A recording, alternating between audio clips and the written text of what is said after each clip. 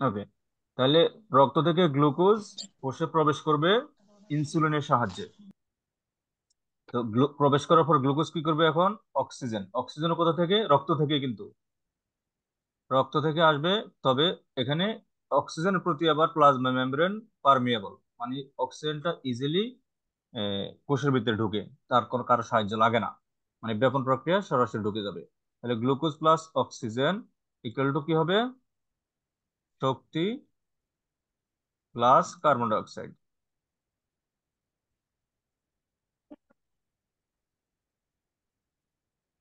এটা কোথায় ঘটে? সাইটোপ্লাজমে।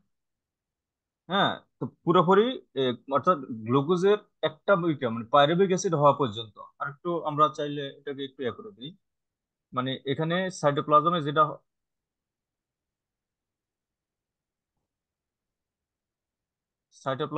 হয় সেটা হলো গ্লুকোজ ভেঙে কি হয়? পাইরুভিক অ্যাসিড হয়। এগুলো তো তোমাদের পুরাতন বড়, আশা করি এগুলো বুঝতেছো। পাইরুভিক অ্যাসিড, এই পাইরুভিক অ্যাসিড কোথায় আসবে? মাইটোকন্ড্রিয়াতে আসবে। মাইটোকন্ড্রিয়াতে এসে সে কি করবে? ওই যে শক্তির এটিপি উৎপন্ন করবে, 36 এটিপি উৎপন্ন করবে। এ হচ্ছে গ্লুকোজের 1 নম্বর পরিণতি। কি? কোষীয় শ্বসনে অংশগ্রহণ করবে, করার ক্ষেত্রে এই গ্লুকোজ ইনসুলিনের সাহায্যে কোষের ভিতরে ঢুকবে। এটা হচ্ছে ইম্পর্টেন্ট জিনিস। এখন ধরো, মনে করো প্রতিদিন এই যে এটা কিন্তু আমাদের লাইফ টাইম চলমান বিক্রিয়া, এই বিক্রিয়া কিন্তু বন্ধ হলে আমরা বাঁচবো না। হ্যাঁ, যতক্ষণ আমরা বেঁচে আছি এই বিক্রিয়া কিন্তু চলমান। এখন প্রতিদিন মনে করো তুমি তোমার সারা বডি মিলে মনে করো কথার কথা 300 গ্রাম গ্লুকোজ এইভাবে কোষীয় শ্বসনে ব্যবহার করতে পারো। 300 গ্রাম, জাস্ট কথার কথা, এন এক্সাম্পল। এটার এক্সাক্ট ফিগার মানুষ পার্সন পার্সন ভেরি করে।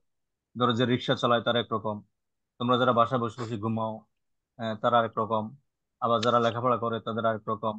ঠিক আছে? আবার যারা কম খায় বেশি খায় আছে না, এরকম। আহ, আহ, যারা ওই যে ভেজিটেরিয়ান ডায়েট খায়, শর্করা খায় না, তাদের একরকম। যাই হোক, এটা হলো পার্সেন্ট টু পার্সেন্ট ভেরি করবে। ধরলাম 300 গ্রাম প্রতিদিন গ্লুকোজ একজন ব্যক্তি কি করতে পারে? কোষীয় শ্বসনের মাধ্যমে ব্যবহার করতে পারে। কিন্তু খাচ্ছে কয়শো গ্রাম?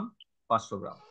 মনে করো প্রতিদিন 500 গ্রাম গ্লুকোজ সে 3 বেলা 4 বেলা 5 বেলা, সকালে আলু ভর্তা, সবুজ তেলে যেরকম থাকে আলু ভর্তা দিয়া, এই ভাত দিয়া, ডাল দিয়ে খায়। ডালও কিন্তু অনেক শর্করা আছে, ডাল যদি প্রোটিন জাতীয় খাবার, কিন্তু মোটামুটি অনেকটুকু অংশ কিন্তু শর্করা। তারপরে ভর্তা শর্করা, আলু ভর্তা, তারপর ভাত শর্করা। এরপর 11টা বাজে গিয়ে কি করলো? সিঙ্গারা খায়, হ্যাঁ, বা নুডলস খাইছে। বা 1টা বাজে গিয়ে আবার ভাত খাইছে আলু তরকারি দিয়া। হ্যাঁ, তারপর আবার বিকাল বেলা বিস্কিট খাইছে বা নুডলস খাইছে। রাত্রে গিয়ে আবার ভাত খাইছে। তার মানে তার অনেক শর্করা হয়ে গেছে, 500 গ্রাম হয়ে গেছে। বাকি শর্করা কি হবে? তাহলে বাকি 200 গ্রাম শর্করা কি হবে? এই যে গ্লুকোজের একটা হইলো সেলুলার রেসপিরেশন। হ্যাঁ, সেলুলার রেসপিরেশন গেল।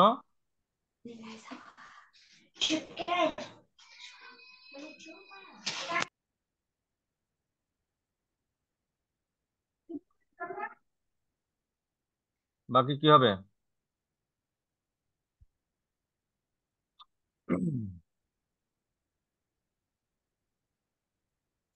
বাকি বাকি গ্লুকোজের কি হবে? যকৃতে সঞ্চয় হবে। হ্যাঁ, জমা থাকবে, জমা থাকবে। থাকবে। যকৃতে জমা হবে। কি দিয়ে? কোন প্রক্রিয়ায়? গ্লাইকোজেন। হ্যাঁ, গ্লাইকোজেনেসিস প্রক্রিয়া।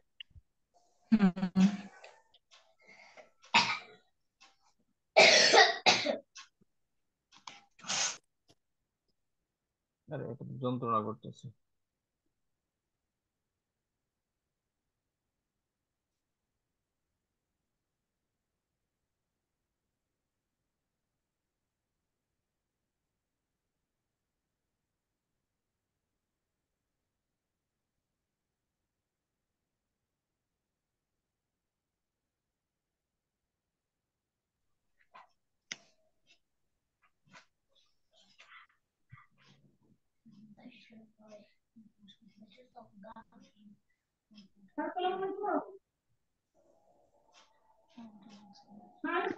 আচ্ছা, তাহলে দ্বিতীয় নম্বর হচ্ছে এখানে কলমটা আসতেছে না, কি সময়? আমার একটু সময় দাও, আমি এটা একটু ইয়া করি।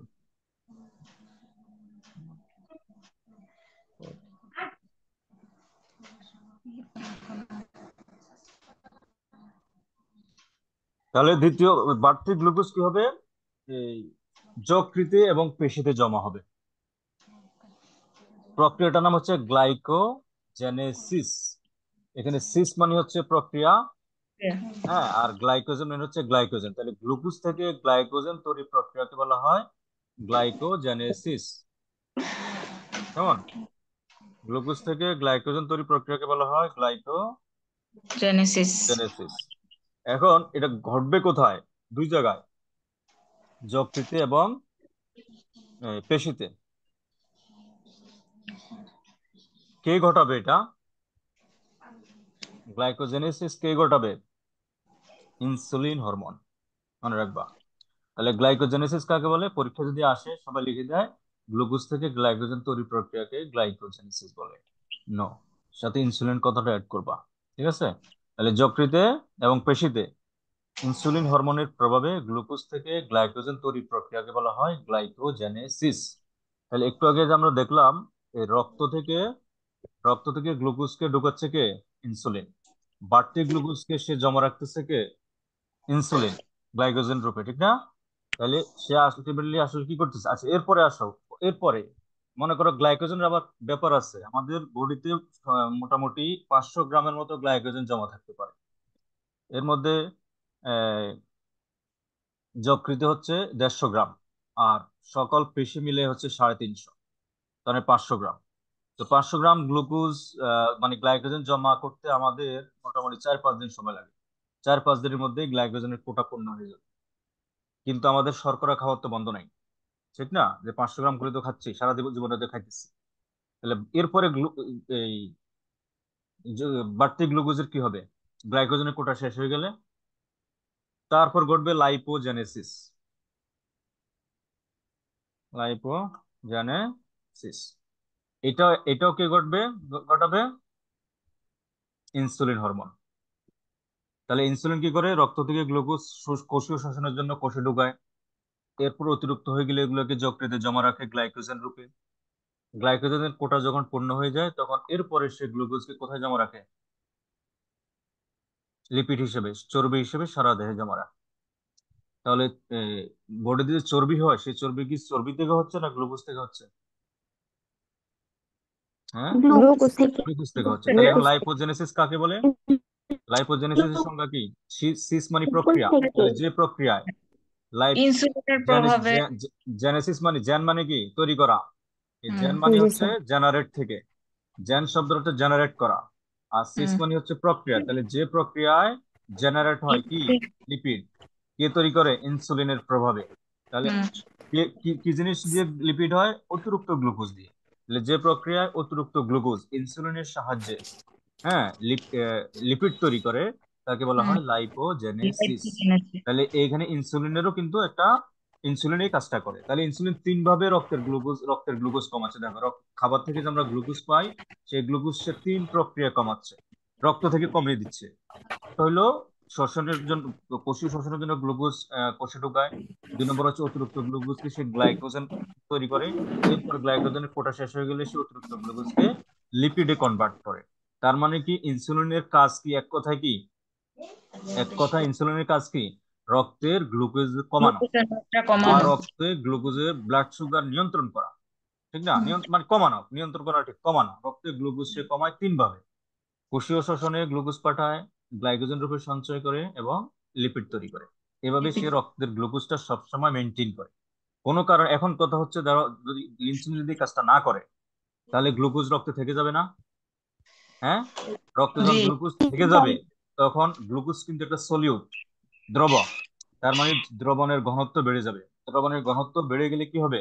ব্লাড প্রেশারে কি হবে? ব্লাড প্রেশার বেড়ে যাবে বাড়বে। না? ব্লাড হ্যাঁ, প্রেশার বেড়ে যাবে, বেড়ে ঠিক জি না? স্যার।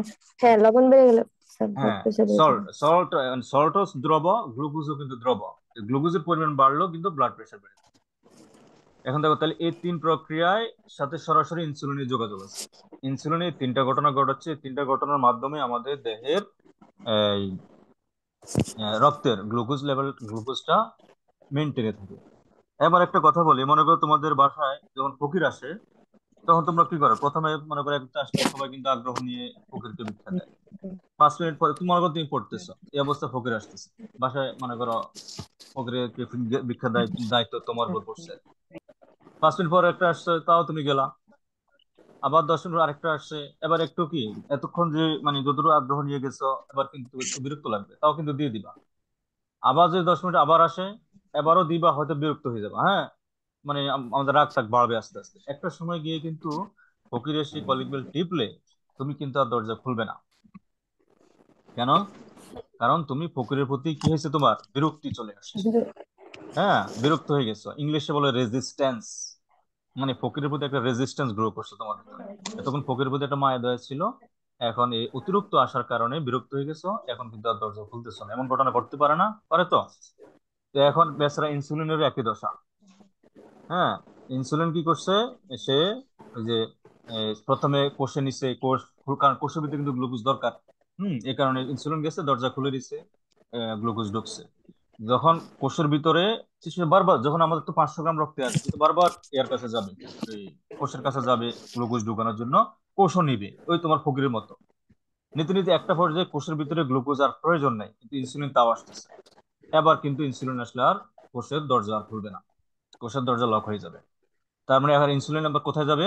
যকৃতের কাছে যাবে, যকৃতের কাছে গিয়ে বলবে তুমি আবার জমা রাখো। যকৃৎ, হ্যাঁ, জমা রাখবে। যকৃৎ জমা রাখার দরকার আছে, কারণ ভবিষ্যতে যখন গ্লুকোজ খাবার দাবার বন্ধ করে দিলে, গ্লুকোজ শর্ট হয়ে গেলে, তখন যকৃৎ যাতে গ্লুকোজ সাপ্লাই করতে পারে, সেও জমা রাখবে। জমা রাখতে রাখতে সে 150 গ্রাম পর্যন্ত রাখবে। রাখার পর তার কিন্তু আর জায়গা নেই, এই অবস্থায় সে কিন্তু আর নিবে না। তার মানে যকৃত দরজা বন্ধ করে দিবে। এখন থেকে ইনসুলিন গেলে যকৃত আর খুশি হবে না, এবং ইনসুলিনের জন্য যকৃত দরজা আর খুলবে না, যকৃতের দরজা বন্ধ, নো ইনসুলিন আর, তুমি যাও, আমার আমি বিরক্ত হয়েছি। এবার ইনসুলিন কি করবে? এবার যাবে সে পেশির কাছে। পেশি গিয়ে পেশির কাছে আবার সে গ্লাইকোজেন জমা রাখবে। যাই রাখতে রাখতে রাখতে যখন সারা দেহে পেশি মোটামুটি অ্যারাউন্ড 350 গ্রামের মতো জমা রাখতে পারে, 350 গ্রাম ক্রস এগুলো পেশিও বলবো, বাবু অনেক রাখছে, আমি আর পারবো না, তুমি আবার অন্যদিকে দেখো। তার মানে পেশি কোষ কি হয়ে গেল? ইনসুলিনের প্রতি বিরক্ত হয়ে গেল। এরপরে এই রক্তে তো গ্লুকোজ আছে, এই গ্লুকোজটা কমানোর দায়িত্ব হচ্ছে ইনসুলিনের। সে এখন কি করবে? এবার গ্লুকোজকে সে আবার ফ্যাট বানানো শুরু করবে। বানাইতে বানাইতে যে লাইফ টাইম, যে আমাদের মতো তোমাদের মতো বয়স যায়, তাদের কিন্তু অত ফ্যাট ট্যাট নাই, বাট জমা এখনো তোমাদের গ্লাইকোজেনের মধ্যে আছে, বা হইলেও সামান্য ফ্যাট হয়েছে, এবং জমা থাকারও দরকার আছে। 30 বছর, 25, 30, 35, 40 বছর যখন হয়ে যাবে, ফ্যাটও কি হয়ে যাবে? বডি একদম ভর্তি হয়ে যাবে। একটা পর্যায়ে গিয়ে বডি আর ফ্যাটও নিতে চাইবে না। তার মানে সব জায়গা থেকে ইনসুলিন প্রতি কি একটা আছে বিরূপ, মানে ইয়া চলে আসছে, অর্থাৎ একটা বিরক্তি চলে আসছে। এটাকে ইংলিশ বলে রেজিস্ট্যান্স, এই ঘটনাটাকে বলে ইনসুলিন রেজিস্ট্যান্স। তার মানে একদিকে গ্লুকোজ খাওয়া তো আমাদের বন্ধ হয়ই নাই, অন্যদিকে এই গ্লুকোজ রাখারও আর কোনো জায়গা নাই। সাথে আরেকটা জিনিস যুক্ত হবে, বয়স বাড়ার কারণে তোমার ইঞ্জিন কিন্তু দুর্বল হবে। মানে আমাদের যে মেটাবলিজম, মেটাবলিজম যে রেট, সেটাও কিন্তু কমে আসবে। একদিকে মেটাবলিজম রেট কমে আসতেছে, গ্লুকোজ ভাঙাও কমে গেছে, হ্যাঁ। তারপরে ওইদিকে গ্লাইকোজেন হয়ে গেছে, ফ্যাটও হয়ে গেছে, মেটাবলিজম স্লো হয়ে গেছে, এই অবস্থায় রক্তে কিন্তু গ্লুকোজ আর কোনোভাবে ইনসুলিন কি করতে পারবে না, ম্যানেজ করতে পারবে না। আরেকটা ঘটনা হলো, তুমি ইতিমধ্যে যে ওভারওয়েট হয়ে গেছে, সবাই ওভারওয়েট হয়ে যাওয়ার কারণে আমাদের কিন্তু এই প্রত্যেকটা আমাদের লেংথের সাথে প্রত্যেকটা অঙ্গের, হ্যাঁ, মানে বডি অর্গান একটা রিলেশনশিপ আছে। আমি মনে করো লম্বা হইলাম, মনে করো 5 ফুট 7 ইঞ্চি, তাহলে আমার সে অনুযায়ী আমার অগ্নাশয় হবে, সে অনুযায়ী আমার যকৃৎ হবে, সে অনুযায়ী আমার হার্ট হবে। এখন আমাকে আল্লাহ বানাইছে 5 ফুট 7 ইঞ্চি, কিন্তু আমার ওজন হয়ে গেছে 5 ফুট 12 ইঞ্চির ওজন। তার মানে যে বাড়তি যে ওজনটা, 20% বা 30% বা 50% বেশি ওজন গেইন করছি না, তাহলে এই বাড়তি ওজনের কোষগুলোকে ইনসুলিন সাপ্লাই দিবে কি? আমার অগ্নাশয়। কিন্তু আমার অগ্নাশয় তৈরি হয়েছে কি জন্য? হ্যাঁ, মনে করো 50 কেজি ওজনের জন্য, কিন্তু আমি এখন 80 কেজি করে ফেলছি, তাহলে বাড়তি 20 কেজি ওজনের জন্য আমাকে আমার ইনসুলিন সাপ্লাই করতে হচ্ছে না? তাহলে আমার অগ্নাশয়কে কি করতে হচ্ছে? 20% বেশি কাজ করতে হচ্ছে। করতে করতে যখন একটা সময় 35-40 বছর বয়স হয়ে যাবে, তাহলে একদিকে ইনসুলিনের প্রতি রেজিস্ট্যান্স গ্রো করছে, অন্যদিকে অগ্নাশয়ের অতিরিক্ত ইনসুলিন তৈরি করার কারণে অগ্নাশয়ের উপর একটা প্রেশার সৃষ্টি হয়েছে। প্রেশারের কারণে আলটিমেটলি কি হয়ে গেলো? এখন একটা ইনসুলিন রেজিস্ট্যান্স অবস্থা তৈরি হয়েছে, মানে ইনসুলিন আর কাজ করতেছে না। ইনসুলিন কাজ করতেছে না, এই অবস্থায় যে সিচুয়েশনটা তৈরি হয়, তাহলে ব্লাডে কি হবে? গ্লুকোজ বেড়ে যাবে। এই ঘটনাটাকে বলা হয় ডায়াবেটিস। ঠিক আছে, একটু আজানটা যাক, আমরা আবার শুরু করবো।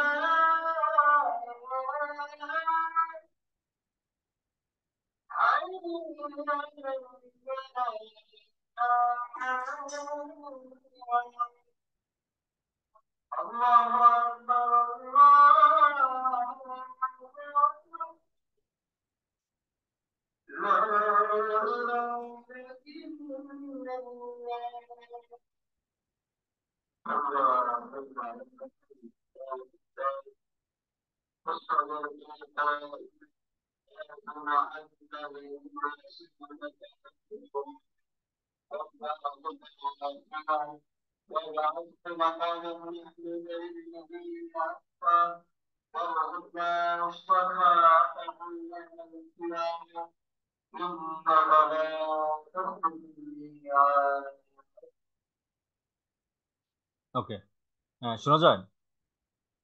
হ্যালো। জি স্যার। এখন দেখো এই যে জি স্যার, মিল মিল মানে শুনতেছি। খাবার থেকে যে গ্লুকোজ আসছে, একটু আগে আমরা যা পড়ালাম চিত্র দেখো। খাবার থেকে গ্লুকোজ আসছে, সেই গ্লুকোজ কি হলো, ইনসুলিন কি করে কোষে ঢুকায়, এক নম্বর সেলুলার রেসপিরেশন। তারপর বাকিগুলোকে সে কি করে, স্টোরড সুগার মানে জমা রাখে গ্লাইকোজেন রূপে, গ্লাইকোজেন রূপে হুম। জমা রাখে যকৃৎ এবং পেশিতে। এরপরে বাকি গ্লুকোজ গুলোকে সে কি করে, ফ্যাট হিসেবে শরীরে লিপিড। জমা রাখে। তাহলে একদিকে এই জমা রাখার স্কোপ শেষ হয়ে যায়, একদিকে অন্যদিকে বয়সও কিন্তু বাড়তেছে, মেটাবলিজম স্লো হয়ে যাচ্ছে, স্লো হয়ে যাওয়ার কারণে গ্লুকোজের ব্যবহারও কমে যাচ্ছে, কিন্তু খাবার কিন্তু বন্ধ নয়, তখন রক্তে গ্লুকোজের মাত্রাটা কি হয়ে যায়, বেড়ে যায়। এটাকে বলা হয় হাই ব্লাড সুগার, এবং এটা হচ্ছে ডায়াবেটিস। তাহলে diabetes, type two diabetes. Diabetes হলো দুইটা, একটা টাইপ 1, একটা টাইপ 2। তো আমাদের আজকে বিষয় টাইপ 2।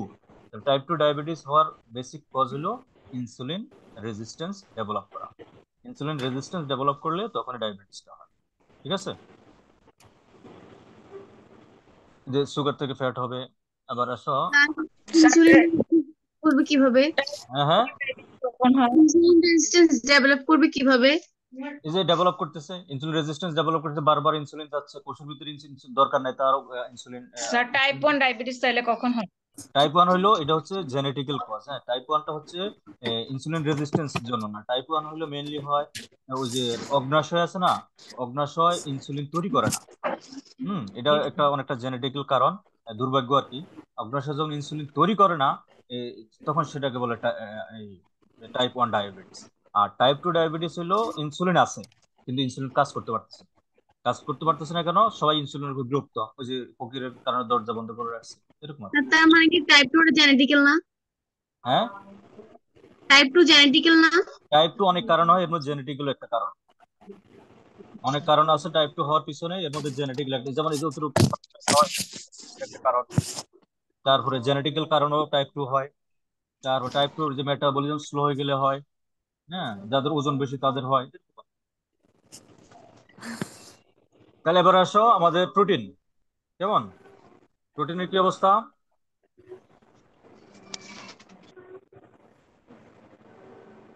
প্রোটিন পরিপাক শেষে কি হবে, amino acid. Amino acid, amino অ্যাসিডের কি হবে, অ্যামাইনো অ্যাসিডের কি পরিণতি, কি কি হয় অ্যামিনো অ্যামাইনো অ্যাসিড? অ্যাসিড। রক্তে যায়, রক্ত থেকে কোষে যায়, অবশ্যই যায়, কি করে? অ্যামাইনো অ্যাসিড দুইটা জিনিস তৈরি করে, স্ট্রাকচারাল প্রোটিন তৈরি করে।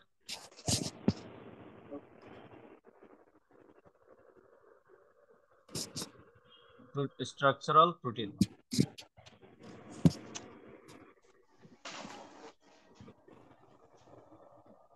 আরটা তৈরি করে ফাংশনাল প্রোটিন।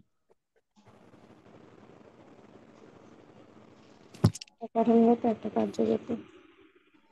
ফাংশনাল প্রোটিন তৈরি করে। স্ট্রাকচারাল প্রোটিন হলো কি, এই যে আমাদের দেহটা তৈরি হচ্ছে কিন্তু মাংস দিয়ে, প্রোটিন দিয়ে, ঠিক না? তাহলে এই মাংসটা জি কোথা থেকে স্যার। আসছে? আমরা তো জন্মের সময় জাইগোট ছিলাম। জাইগোট থেকে আস্তে আস্তে বড় হয়েছে, মায়ের দেহ থেকে প্রোটিন নিচ্ছে। এখন এরপরে মায়ের থেকে জন্ম নেওয়ার পর কত, কয় কেজি ওজন নিয়ে জন্মগ্রহণ করছো? 2-3 কেজি বড় জোর। হ্যাঁ, কারো কত 2 কেজি, 2.5 কেজি, 3 কেজি সর্বোচ্চ, এরপরে তো হয় না। এই যে এখন যে জি 40 কেজি, 50 কেজি, 60 কেজি হয়েছে, এগুলো কি? এগুলো তো প্রোটিন। এই যে প্রোটিনটা তৈরি হয়েছে কোথা থেকে?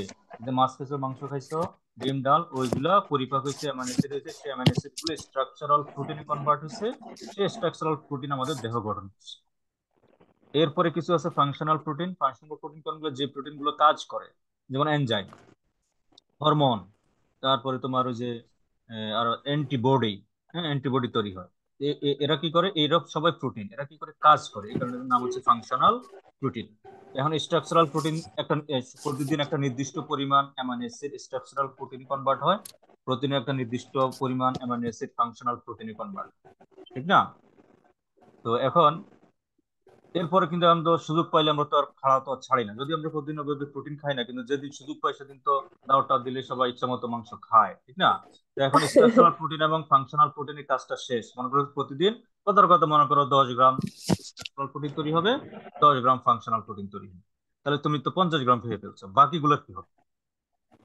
তাহলে 10-10-20 গেলো, বাকি 30 গ্রামের কি হবে? হ্যাঁ, বাকি 30 গ্রাম হবে কি? D amination. ডি অ্যামাইনেশন মানে কি? মানে আর অ্যামাইনো এমনি ছিল অ্যাসিড অনুপস্থিতি। কিসের অনুপস্থিতি? এই, অ্যামিনো অ্যাসিডের। হ্যাঁ, আমার কাছে প্রায় পড়ে এগুলো করতেছে। এগুলো কতবার পড়েছে? ডি সরি মানে কি? ডি মানে কি? ছাড়া বা বি বিহীন। হচ্ছে যে নাই। মাইনাস, বিহীন। অপসারণ। হ্যাঁ, B for amino, eight. Delete. Amination. শান মানে কি? প্রক্রিয়া। শান আলাদা করো। শান মানে হচ্ছে হুম। প্রক্রিয়া। তাহলে ডি অ্যামাইন, অ্যামাইনো মানে কি? অ্যামাইনো অ্যাসিডে কি থাকে? দুটো কার্যকরী মূলক থাকে, একটা হচ্ছে কার্বক্সিল গ্রুপ, একটা অ্যামাইনো গ্রুপ না? অ্যামাইনো এখানে অ্যাসিড। অ্যামাইনো বলে অ্যামাইনো গ্রুপকে বুঝেছি। তাহলে যে প্রক্রিয়ায় প্রোটিন থেকে, মানে অ্যামাইনো অ্যাসিড থেকে কি হয়, অ্যামাইনো অ্যাসিড থেকে অ্যামাইনো গ্রুপটাকে কিটো আলাদা করা হয়, অ্যামাইনো গ্রুপটাকে বাতিল মানে কেটে দেয় আর কি, অপসারণ করে, সেই প্রক্রিয়াকে বলা হয় ডি অ্যামাইনেশন। তো ডি অ্যামাইনেশন, অ্যামাইনো অ্যাসিড থেকে যখন আমরা অ্যামাইনো গ্রুপটাকে আলাদা করে দিব, তাহলে বাকি যা থাকলো সেটা হইলো, সেটাকে বলা কিটো অ্যাসিড। কিটো, কিটো অ্যাসিড, বুঝতে পারছো? তো এখন এই অ্যামাইনো গ্রুপের একটা পরিণতি, কিটো অ্যাসিডের আরেকটা পরিণতি। কিটো অ্যাসিডের কি পরিণতি? এই যে এখানে পাইরুভিক অ্যাসিড হয়ে এখানে এসিটাইল কোই হয়েছে না? এসিটাইল কোই এনজাইম হয়ে কোথায় ঢুকছে? মাইটোকন্ড্রিয়াতে ঢুকছে না? হ্যাঁ, এই কিটো অ্যাসিডও, কিটো অ্যাসিড কি করবে? এই মাইটোকন্ড্রিয়াতে আসবে, এসিটাইল কোএনজাইম এ হয়ে বিভিন্ন বিক্রিয়া শেষে এসিটাইল কোএনজাইমে কনভার্ট হয়ে সে কি করবে? মাইটোকন্ড্রিয়ার ভিতরে এসে শক্তি উৎপাদনে অংশগ্রহণ করবে। তার মানে আমরা যে জানি প্রোটিন থেকে শক্তি উৎপন্ন হয়, শুধু গ্লুকোজ না, প্রোটিন থেকেও আমরা কিন্তু শক্তি পাই, ঠিক আছে নি? তাহলে অতিরিক্ত প্রোটিন ডিঅ্যামিনেশন প্রক্রিয়ায় ভেঙে অ্যামাইনো গ্রুপ এবং কিটো কিটো অ্যাসিড তৈরি করে। কিটো অ্যাসিড আমাদের শক্তি উৎপাদন মেশিনে ঢুকবে, সেখানে গিয়া শক্তি উৎপন্ন করবে। আর অ্যামাইনো গ্রুপের কি হয়? অ্যামাইনো গ্রুপে, হুম, অ্যামাইনো গ্রুপ হচ্ছে, অনিতিন চক্রের মাধ্যমে ইউরিয়া তৈরি করে। হ্যাঁ, এটা কেটা রে? এ তো বলছে অ্যামাইনো গ্রুপ অর্নিথিন চক্রের মাধ্যমে কি, প্রথমে অ্যামাইনো গ্রুপ একটা হাইড্রোজেনের সাথে বিক্রিয়া করে। হাইড্রোজেন কোথায় পায়? ওই যে কার্বন ডাইঅক্সাইড পরিমাণ করছিল না, সেখানে কার্বনিক অ্যাসিড কি হয়েছে, প্লাজমার মধ্যে ভেঙে প্রোটন প্লাস বাইকার্বনেট তৈরি করছে না? বাইকার্বনেট কি করছে? পটাশিয়ামের সাথে বিক্রিয়া করে পটাশিয়াম বাইকার্বনেট, সোডিয়ামের সাথে বিক্রিয়া করে সোডিয়াম বাইকার্বনেট। কিন্তু প্রোটনের কি খবর? প্রোটন গুলা এই অ্যামাইনো গ্রুপের সাথে বিক্রিয়া করে কি হয়? অ্যামোনিয়াতে পরিণত হয়, NH3। তো NH3 অ্যামোনিয়া হচ্ছে একটা বিষাক্ত পদার্থ, শরীরের জন্য বিষ, টক্সিন।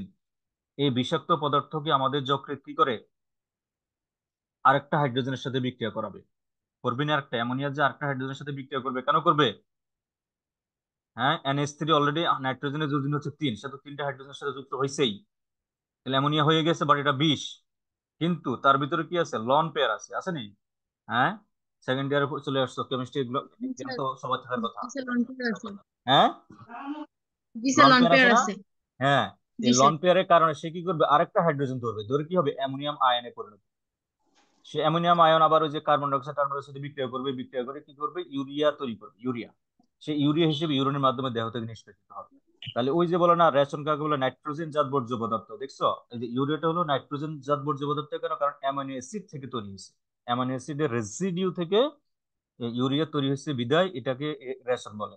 মানে এটা নাইট্রোজেন জাত বর্জ্য পদার্থ। বুঝতে পারছো? তাহলে আমাদের এই প্রোটিনের পরিণতি আমরা পাইলাম কি, এই যে এগুলা। হ্যাঁ, প্রথমে আমাদের দেহ গঠনে অংশগ্রহণ করবে, কিছু ফাংশনাল প্রোটিন তৈরি করবে, আর বাকিগুলা ডিঅ্যামাইনেশন প্রক্রিয়া কি করবে, ইউরিয়া উৎপন্ন করবে, নাইট্রোজেন, একটা অংশ নাইট্রোজেন জাত বর্জ্য পদার্থ উৎপন্ন করবে, আর একটা অংশ কি করবে, কিটো অ্যাসিড হিসেবে, কিটো অ্যাসিড হয়ে আমাদের যে শক্তি উৎপাদনের যে বিক্রিয়া, শক্তি উৎপাদনের মেশিনে ঢুকবে, অর্থাৎ মাইটোকন্ড্রিয়াতে ঢুকবে, ঢুকে শক্তি উৎপাদন করবে। ঠিক আছে, তার মানে প্রোটিন থেকে আমাদের এনার্জি উৎপন্ন হয়। ঠিক আছে, এবার আসো লিপিডের কি খবর। লিপিড কি হবে? লিপিড, লিপিড ফ্যাটি অ্যাসিড এবং গ্লিসারল হবে। ঠিক আছে না? ফ্যাটি জি অ্যাসিড স্যার। Plus glycerol. তোমরা কি বুঝতেছো? আসলে জি স্যার। পড়াগুলো জি কিন্তু স্যার। বই তো অত মানে এভাবে এত সহজ করে ব্যাখ্যা করে নাই, তবে কথাগুলি আছে, পরীক্ষা জি আসে। স্যার। ফ্যাটি অ্যাসিড গ্লিসারল কি করবে? লাইপোজেনেসিস, ঠিক না? লাইপোজেনেসিস ঘটাবে, মানে লিপিড তৈরি করবে। সেই লিপিড গুলো ওই যে প্রোটিনের মতোই স্ট্রাকচারাল, না লিখুন, রেড করি, structural lipid, structure, STR,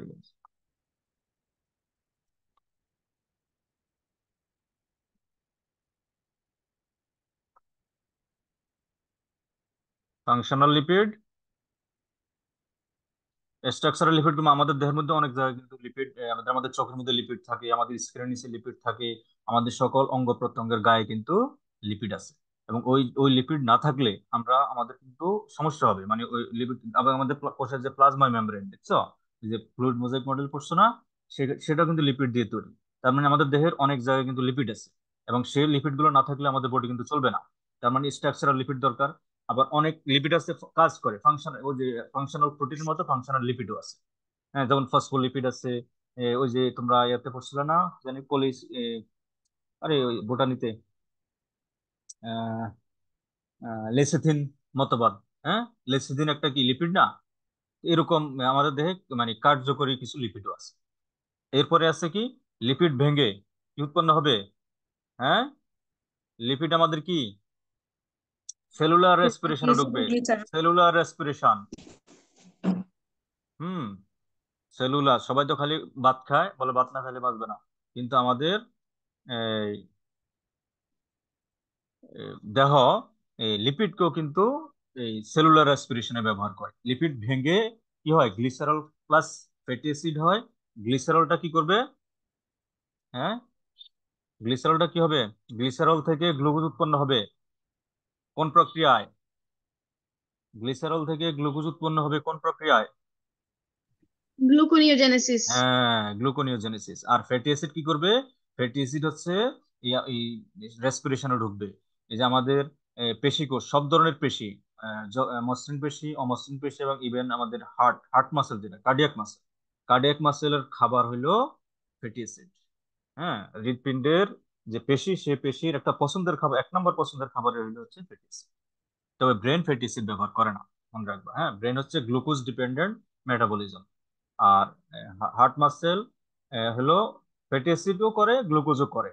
fatty অ্যাসিডটা বেশি প্রেফারেবল। আর আমাদের যে সারা দেহের যে পেশি, হাত পায়ের পেশি, সেগুলো সবই করে, গ্লুকোজও করে, ওই ফ্যাটি অ্যাসিডও করে, যেটা পায় সেটাই করে। তার মানে কিছু কিছু লিপিড আমাদের শক্তি উৎপাদন ব্যবহার হবে, এবং শক্তি কিন্তু অনেক বেশি পাওয়া যায়। এক গ্রাম গ্লুকোজ থেকে শক্তি পাওয়া যায় 4 কিলো ক্যালোরি, আর 1 গ্রাম লিপিড থেকে শক্তি পাওয়া, ফ্যাটি অ্যাসিড থেকে শক্তি পাওয়া যায় কত, 9 কিলো ক্যালোরি, প্রায় দ্বিগুণের বেশি। তার মানে বেশি এনার্জেটিক থাকতে গেলে, কম খেয়ে বেশি শক্তিশালী হতে গেলে লিপিড খেতে হবে। তবে সেই লিপিড কোনগুলো সেগুলো চিনতে হবে, ঠিক না? সব লিপিড কিন্তু এই খাওয়ার জন্য উপযোগী না, মানে আমাদের কোনো কাজে আসবে না। এই যে ধরো, আমি যে বললাম, আমাদের যে 6টা খাবার ছাড়া বাকিগুলো সব হচ্ছে টক্সিন। এই যে লিপিডের মধ্যে আমরা বেশিরভাগ লিপিড যা খাচ্ছি সেগুলো কিন্তু টক্সিনের অন্তর্ভুক্ত, খাবারের অন্তর্ভুক্ত না। যে লিপিডগুলো খাবারের অন্তর্ভুক্ত সেই লিপিডগুলো শরীরে এসব কাজে লাগে। আর যে লিপিডগুলো আসলে আমাদের শরীরে কোনো কাজে লাগে না সেগুলো সবই টক্সিন, বিষ, মানে শরীরে ক্ষতি করে। যেমন ট্রান্সফ্যাট, ট্রান্সফ্যাট হলো শরীরের জন্য খারাপ। এগুলো কোথায় পাওয়া যায়? বিস্কিট, পাউরুটি, বেকারিতে যা খাইতেছ, বাড়ির বাসার সামনে সুপার স্টোরে যা মিষ্টি জাতীয় যত জিনিস কিনতেছ সবই হচ্ছে ট্রান্সফ্যাট। বিস্কিটও ট্রান্সফ্যাট, পাউরুটি ট্রান্সফ্যাট, পরোটা খাইতেছ দোকান থেকে কিনে আনি ট্রান্সফ্যাট। এর সব হচ্ছে আমাদের কোনো কাজে লাগবে না, এগুলো আমাদের বডিতে ক্ষতি করবে। ঠিক আছে? আর যেগুলো কাজ করবে সেগুলো হচ্ছে ন্যাচারাল ফ্যাট। ন্যাচারাল কিছু ভালো ভালো, মানে আমি অনেক ক্লাসে বলছি, বাদাম, ঘি, তারপরে নারকেল তেলও অনেকে বলে ভালো, অনেকে বলে ভালো না। তো যেহেতু বিতর্ক আছে, ওটা না খাইলে, আর এটা দামও বেশি, দরকার কি? হ্যাঁ, তার এভোক্যাডো একটা ফল আছে, সুপার, ওটা অনেক দাম বেশি, ওগুলো করে কোনো লাভ নাই। আর ডিম, হ্যাঁ ভালো কথা, ডিম সবচেয়ে সহজলভ্য হচ্ছে বাদাম আর ডিম। ভালো, আর ঘি, মোটামুটি মোটামুটি ভালো ফ্যাটের উৎস। তাহলে কি করবে? লিপিডে স্ট্রাকচারাল লিপিড তৈরি করে শরীরে অনেক জায়গায় লিপিড, লিপিড দিয়ে তৈরি, প্লাজমা মেমব্রেন সহ। তাহলে ফাংশনাল প্রোটিন কিছু, লিপিড কিছু কিছু লিপিড শরীরে কাজ টাজ করে, কম প্রোটিনটা বেশি কাজ করে। আর সেলুলার রেসপিরেশন মানে কি, লিপিড শক্তি উৎপাদনে উৎপাদন বিক্রিয়া অংশগ্রহণ করে, এবং সেখানে 1 গ্রাম লিপিড থেকে 9 কিলো ক্যালোরি শক্তি পাওয়া যায়। ঠিক আছে? এখন এই হলো এক এক ওয়ান সাইড। এখন এই যা যা ঘটলো, তাহলে একটা কি হলো, এই যে আমরা এই যে তোমার লিপিড থেকে কি হয়, গ্লুকোনিওজেনেসিস ঘটে। ভালো কথা, গ্লুকোনিওজেনেসিস, এটা লিখি না, গ্লুকোনিওজেনেসিস। আবার এই প্রোটিনও কিন্তু কি করে, গ্লুকোনিওজেনেসিস ঘটায় কিন্তু।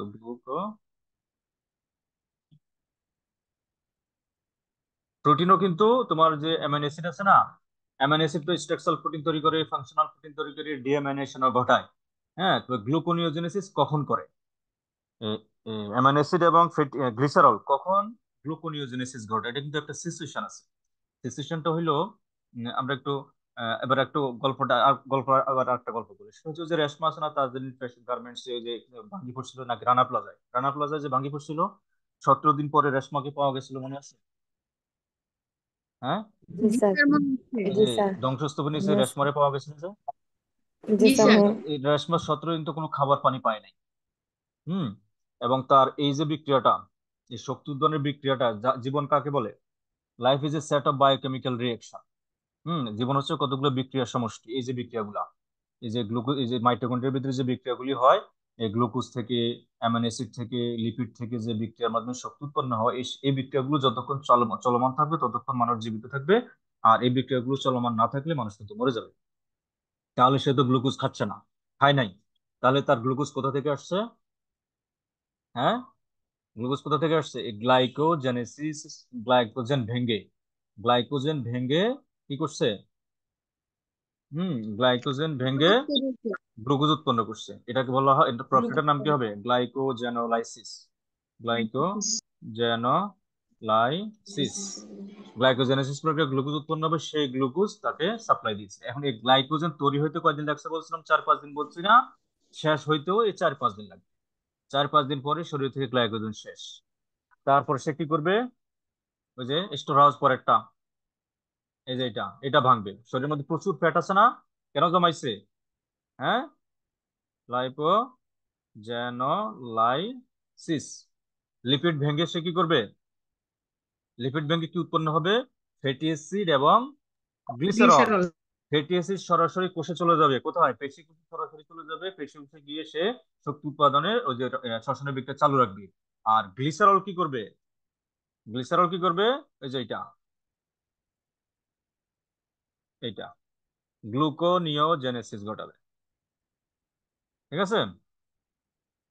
তাহলে অ্যামাইনো অ্যাসিড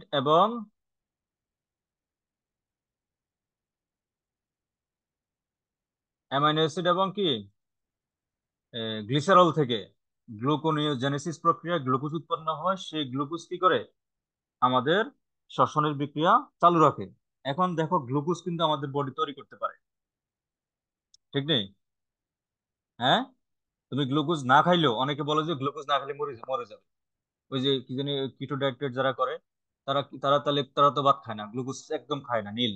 তারা কিভাবে বেঁচে থাকে? তাদের এই যে গ্লুকোনিওজেনেসিস প্রক্রিয়া কি হয়, গ্লুকোজ উৎপন্ন হয়, এবং ওই গ্লুকোনিওজেনেসিস প্রক্রিয়া ঘটা মানে কি শরীরের ফ্যাট ভাঙা। ফ্যাট না ভাঙলে কিন্তু গ্লুকোনিওজেনেসিস হবে না, ঠিক না? হ্যাঁ, জি স্যার। ফ্যাট ভেঙে জি গ্লিসারল স্যার। হবে, সেই গ্লিসারল থেকে কি হবে গ্লুকোজ হবে, সেই গ্লুকোজ তখন আমাদের শ্বসনের বিক্রিয়া চালু রাখে। এ হচ্ছে আমাদের মোটামুটি তিনটা খাবারের একটা পরিণতি। হ্যাঁ, বেশ লম্বা একটা লিস্ট হয়েছে, কম হয় নাই। তো এখন এই জিনিসটাকে, এগুলো কি বিক্রিয়া, কিন্তু সবাই কি বিক্রিয়া। এই শরীরের ভিতরে সকল বিক্রিয়াকে একসাথে কি বলে? মেটাবলিজম। বুঝতে পারছো? তাহলে মেটাবলিজম কাকে বলে? শরীরের ভিতরে সংগঠিত, দেখো কি লিখছে, শরীরের ভিতরে সংগঠিত সকল রাসায়নিক, প্রথম কথা হচ্ছে বলো, শরীরের ভিতরে সংগঠিত সকল রাসায়নিক বিক্রিয়াকে বলা হয় একসাথে বলা হয় বিপাক। বিপাক, এই বিক্রিয়া, এই বিক্রিয়াগুলো দুই ধরনের। দেখো এখানে, কি হয়েছে, ধরো গ্লাইকোজেনেসিস, এখানে কি হয়েছে, তৈরি হয়েছে না, গ্লুকোজ, একটা গ্লুকোজ আরেকটা গ্লুকোজের সাথে যুক্ত হয়ে হয়ে কি তৈরি করছে, গ্লাইকোজেন তৈরি করছে। লাইপোজেনেসিস কি হয়েছে, তৈরি হয়েছে না, লিপিড তৈরি হয়েছে। গ্লাইকোজেনোলাইসিস, এখানে কি হয়েছে, ভাঙছে। তার মানে এটা লাইপোজেনোলাইসিস কি, ভাঙছে। গ্লুকোনিওজেনেসিস কি হয়েছে, তৈরি হয়েছে। স্ট্রাকচারাল প্রোটিন মানে দেহ তৈরি, তৈরি হয়েছে। ফাংশনাল প্রোটিন তৈরি হয়েছে। ডিঅ্যামিনেশন কি হয়েছে, ভাঙছে। গ্লুকোনিওজেনেসিস তৈরি হয়েছে। স্ট্রাকচারাল লিপিড তৈরি হয়েছে, ফাংশনাল লিপিড তৈরি হয়েছে। সেলুলার রেসপিরেশন কি হয়েছে, ভাঙছে। সেলুলার রেসপিরেশন কি হয়েছে, ভাঙছে। গ্লুকোনিওজেনেসিস তৈরি হয়েছে। তার মানে যতগুলা বিক্রিয়া আমরা এখানে লিখলাম, সবগুলা বিক্রিয়াকে আমরা দুই ভাগে ভাগ করতে পারি। একটা হচ্ছে সংশ্লেষণমূলক বিক্রিয়া। সংশ্লেষণ কাকে বলে? জীবদেহের ভিতরে কোনো কিছু তৈরি হলে তাকে বলা হয় সংশ্লেষণ। আর জীবদেহে কোনো কিছু ভাঙলে সেটাকে বলা হয় ভাঙ্গনমূলক বিক্রিয়া। ইংলিশে বলা হয় অ্যানাবলিজম এবং ক্যাটাবলিজম। অ্যানাবলিজম, তোমাদের কি কোথাও এগুলি পড়াইছে আগে? এটা, স্যার অ্যানাবলিজম একদম নতুন হ্যাঁ, আমার অ্যানাবলিজম কাছে। এবং ক্যাটাবলিজম। তাহলে এখানে দেখো এই যে যতগুলো বিক্রিয়া আমরা এখানে লিখলাম ঘটনা, প্রত্যেকটা ঘটনা হয় অ্যানাবলিজম নাহলে ক্যাটাবলিজম। তোমাদের কাজ হলো দাগ দেওয়া। এটা কি, সেলুলার রেসপিরেশন কি, ক্যাটাবলিজম। ক্যাটাবলিজম, ভাঙছে, ভাঙলে ক্যাটাবলিজম। ক্যাটা মানে কাটা, মনে রাখা আছে, কাটা, কাটা মানে কি কেটে কেটে ছোট করা। তাহলে সেলুলার রেসপিরেশন কি হচ্ছে, গ্লুকোজকে কেটে কেটে কেটে কেটে কি হয়েছে, প্রথমে তিনটা তিনটা করে পাইরুভিক অ্যাসিড বানাইছে, সে তিনটা তিনটাকে এসিডেল কোয়ে বানাইছে, এসিডেল কোয়ে ভেঙে টেঙ্গে আলটিমেটলি কি নিঃশ্বাস হয়ে শক্তি হয়ে গেছে না। তার মানে সেলুলার রেসপিরেশনে কি হয়েছে, ক্যাটাবলিজম। গ্লাইকোজেনেসিস হলো কি, anabolism. Lipogenesis, anabolism. Glycogenolysis, catabolism. Lysis মানে সব ক্যাটাবলিজম। আর অ্যানাবলিজম, গ্লুকোনিওজেনেসিস মানে হচ্ছে anabolism. Structural anabolism, protein anabolism, functional protein anabolism, deamination catabolism, gluconeogenesis catabolism. Anabolism. এই তৈরি হয়েছে গ্লুকোজ তৈরি হয়েছে। গ্লুকোনিওজেনেসিসে কি হয়েছে, গ্লুকোজ তৈরি হয়েছে না? হ্যাঁ, জি স্যার এটা অ্যানাবলিজম। হ্যাঁ, হুম। অ্যানাবলিজম। যদিও প্যারাসিট। এটাকে আরেকটা অ্যাঙ্গেল থেকে ক্যাটাবলিজম হয়তো অ্যানাবলিজম। বলছে, সেটা একটা কারণ হতে পারে, কারণ গ্লুকোনিওজেনেসিস হওয়ার তো যে লিপিড ভাঙছে, লিপিড ভেঙেই তো তোমার গ্লুকোনিওজেনেসিস হয়েছে। হ্যাঁ, তো সেটা লিপিড যখন ভাঙছে সেটা তো আমরা এটার মধ্যে ঢুকে দিব, লাইপোজেনেসিস জেনোলাইসিস। লিপিড ভাঙছে, লাইপোজেনোলাইসিস। হ্যাঁ, কিন্তু গ্লুকোনিওজেনেসিসে কি হয়েছে, গ্লিসারল থেকে গ্লুকোজ তৈরি হয়েছে, এটা অ্যানাবলিজম। তো এগুলো অ্যানাবলিজম, এটা আবার ক্যাটাবলিজম। তারপর এটা কি অবস্থা, এটাও অ্যানাবলিজম, ঠিক আছে না? এখন দেখো এই জিনিসগুলো সংগঠন স্থান চিনতে হবে কোথায় ঘটে। সেলুলার রেসপিরেশন কোথায়, সব দেহ কোষের কোষে। মধ্যে। জি স্যার দেহকোষ। গ্লাইকোজেনেসিস কোথায় ঘটে, আমার এই টেবিলটা আমি আগে থেকে তৈরি করে, আর তোমরা একটা টেবিলটা তৈরি করবা। গ্লাইকোজেনেসিস কোথায় ঘটে, পেশি কোষ এবং কোথায়, যকৃতে। লাইপোজেনেসিস কোথায়, লাইপোজেনেসিস শরীরে আসলে কম বেশি সব জায়গায় হয়, তো মেইনলি হলো যকৃৎ। যকৃৎ এবং কিছু নির্দিষ্ট জায়গায় আছে, যেমন পেটে উদরে হয়, পায়ের মানে এই যে কি বল থাইয়ের মধ্যে জমে, কিছু কিছু স্পেশাল জায়গা আছে যেখানে বেশি জমে আর কি। হ্যাঁ, তার অনেক সময় হাতের মাসেলে জমে, হাতের যে মানে হিউমারাস আশেপাশে আর কি, ওখানে কঙ্কাল পরিষদে জমে। মেইনলি হচ্ছে যকৃৎ। তারপরে তোমার উদরের মানে পেট, উদর আর কি, হ্যাঁ, অ্যাবডোমিনাল রিজিয়ন, থাইয়ের মধ্যে জমে। আর কোথায় জমে, এরকম কিছু স্পেশাল জায়গা আছে, কম বেশি সব জায়গায় জমে, তবে এইগুলো বেশি জমে। তাহলে লাইপোজেনেসিসের ওইভাবে নির্দিষ্ট নয়। তারপর লিখবা অ্যাবডোমেন, তারপরে তোমার যকৃৎ, লিভার, তারপরে থাই, হ্যাঁ, এরকম, এবং ওই যে হাতের এই অংশটা, এটার মধ্যে। আর গ্লাইকোজেনোলাইসিস তো সংগঠনের স্থান সাধারণ, এটা কিন্তু যকৃতে। লাইসিস গুলো সাধারণত যকৃতে ঘটে, লাইপোজেনোলাইসিস যকৃতে ঘটে। গ্লুকোনিওজেনেসিস কোথায় ঘটে? কোথায়? যকৃতে। এই তিনটাই যকৃতে। এই তিনটাই যকৃতে। স্ট্রাকচারাল প্রোটিন এটা কোষের ভিতরে ঘটে, দেহকোষে ঘটে, যেটার মতো সেলুলার দেহকোষে। ফাংশনাল প্রোটিন দেহকোষে। তারপর ডিয়ামিনেশন এটাও, এটা মানে যকৃতে, এটা যকৃতে। ডিয়ামিনেশন হলো যকৃতে। হুম। আর গ্লুকোনিওজেনেসিস এটাও যকৃতে। স্ট্রাকচারাল লিপিড এটাও দেহকোষে। সেলুলার রেসপিরেশন দেহকোষে। গ্লুকোনিওজেনেসিস যকৃতে। তার মানে এই যকৃৎ। জিনিসগুলো দেখো, এই দুই ভাগে ভাগ করছি। একটা হচ্ছে অ্যানাবলিজম, একটা হচ্ছে ক্যাটাবলিজম। আবার কোন জায়গায় ঘটে, জায়গার নামও কিন্তু আমাদের জানতে হবে, এবং কে ঘটায়। কে ঘটায়, ভালো কথা, এখানে এটা এই টেবিলটা বানালে অনেক বড় হয়ে যাবে। কে ঘটায়? যেগুলো অ্যানাবলিজম, অ্যানাবলিজম ঘটায় এক কথায় বলি ইনসুলিন। ইনসুলিন। আর ক্যাটাবলিজম কে ঘটায় বলো তো? এই বলতে থাকো। Sir glucagon. হ্যাঁ, আমি লেখার পরে। গ্লুকাগন। হ্যাঁ, গ্লুকাগন, তবে আরো আছে। হ্যাঁ, আরো আছে। আরো আছে, তবে সেটা আমাদের এখানে তোমাদের মাথা ঘামানোর দরকার নাই। বেশি মাথা স্যার ঘামাইলে। কর্টিসল কি আছে? হ্যাঁ। কর্টিসল। হ্যাঁ, আমরা ওইদিকে যাইতেছি না। হ্যাঁ, আরো অনেক ধরনের হরমোন আছে যারা ক্যাটাবলিজমের সাথে রিলেটেড। মেইনলি হচ্ছে গ্লুকাগন, গ্লুকাগনের সাথে এই যে এপিনেফ্রিন, নেফ্রিন, নানা রকম হরমোন আছে। এই ভেজাল এখানে আমরা আর যাইতেছি না। এমনি আমাদের ক্লাসটা অনেক বড় হয়েছে, অনেক কিছু আমরা বলে ফেলছি যেগুলো তোমাদের বইতে আসলে নাই। তবে না থাকলেও শিখতে হবে, আমি যেভাবে বলছি সেভাবেই, নাইলে পরীক্ষার হলে এগুলো লিখতেও পারবো না, বুঝবেও না। আর না বুঝলেও তো আসলে লেখা যায় না। আশা করি এখন বুঝতে পারছো ঘটনাগুলো কিভাবে হয়েছে, ঠিক না? একটা সিচুয়েশন ডেভেলপ করে দিবে, মনে করো ওই যে মনে করো রেশমার গল্প দিয়ে দিল। তো রেশমা গল্প, রেশমা ওখানে বাচ্চা কিভাবে, কথার কথা। হ্যাঁ, মনে করো রেশমা, রেশমা গল্প, রেশমা রানা প্লাজার নিচে পড়ে ধ্বংসস্তূপে 70 দিন পরে জীবিত অলৌকিক ভাবে বেঁচে যায়, 70 দিন পরে তাকে জীবিত উদ্ধার করা হয়। হ্যাঁ, করার পরও তার মেটাবলিজম মানে বিপাকীয় ক্রিয়া বিক্রিয়া গুলো সচল ছিল। তাহলে উদ্দীপক হলো রেশমা এই মানে কি বলা যায়, ধ্বংসস্তূপে যে 17 দিন বেঁচে ছিল, তার বিপাকীয় ক্রিয়া বিক্রিয়া গুলো ব্যাখ্যা। তাহলে রেশমার ক্রিয়া বিক্রিয়া কোনটা কোনটা? হ্যাঁ, এইটা, এইটা, এইটা, এটা না? হ্যাঁ, দেখো তো, রেশমা জি বাচ্চা স্যার। কিভাবে? জি স্যার। Glycogenolysis, lipogenolysis, gluconeogenesis. আর কোনোটা আছে? আর কোনোটা কিন্তু নাই। হ্যাঁ, আর কোনোটা নাই, কারণ সে তো খায় নাই, ঠিক না? হ্যাঁ, এবার এখানে ইনসুলিনের একটা ব্যাপার বলি, কেন অন্যগুলা নাই। ইনসুলিন হচ্ছে যখন আমরা আমাদের রক্তে গ্লুকোজ থাকবে, তখন ব্রেন ইনসুলিন সিক্রেশনের জন্য অগ্নাশয়কে নির্দেশ দেয়। কারণ তুমি যত খাইবা তত ইনসুলিন রক্তে আসবে। আর ইনসুলিন রক্ত থাকা মানে কি? তোমার শুধু খিদা লাগবে। বুঝতে পারছো? ইনসুলিন খিদাও সৃষ্টি করে, কিন্তু ব্রেনকে সিগন্যাল পাঠায় নাই না, সে একটা পাগলা হরমোন, তার শুধু গ্লুকোজ দরকার। চারদিকে যে জারুর বাড়ি খাইতেছে সেদিকে তার খেয়াল নাই। হ্যাঁ, শুধু গ্লুকোজ খাই, খাও খাও খাও খাও, খাওয়ার কথা। যত বেশি খাইবা তত রক্তে গ্লুকোজ যাবে, তত ইনসুলিন আসবে, তত আবার খাইতে ইচ্ছে। যখন তুমি খাওয়া বন্ধ বন্ধ করে দিবা, রক্তে গ্লুকোজ কমে আসবে, তখন ইনসুলিন সিক্রেশন কমে আসবে। ইনসুলিন সিক্রেশন কমে আসলে তখন তোমার কিন্তু খিদা চলে যাবে। এই অবস্থায় কি আসবে? গ্লুকাগন। হ্যাঁ, এরা সবাই আসবে। ইনসুলিন রক্তে যখন ইনসুলিন থাকবে তখন এরা কেউ আসবে, কারণ এরা ইনসুলিনকে ভয় পায়। সোজা কথা, ওই যে ইনসুলিন হচ্ছে ডমিন্যান্ট হরমোন। আর গ্লুকাগন সহ যেগুলো আছে মানে ভাঙ্গন বিক্রিয়ার সাথে জড়িত, তারা হচ্ছে রেসেসিভ হরমোন। ওই ইনসুলিনের উপস্থিতিতে তারা কাজ করে না, তারা সিক্রেট করে না। কারণ রক্তে যখন ইনসুলিন থাকে, ব্রেন সবসময় মানে ইনসুলিনের কথাই শোনে আর কি। গ্লুকাগন টুকাগন এগুলো আসে না। যখন আমাদের ব্লাডে ইনসুলিন কমে যাবে, তখন এই গ্লুকাগনটা আসবে। এখন তোমরা যদি কেউ মনে করো মোটা হয়ে গেছো, চিকন হতে চাও, একদম কোনো ধরনের খাবার দাবার কোনো কম্প্রোমাইজ না করে তোমাদের কি করা উচিত? সকালবেলা ব্যায়াম করা উচিত।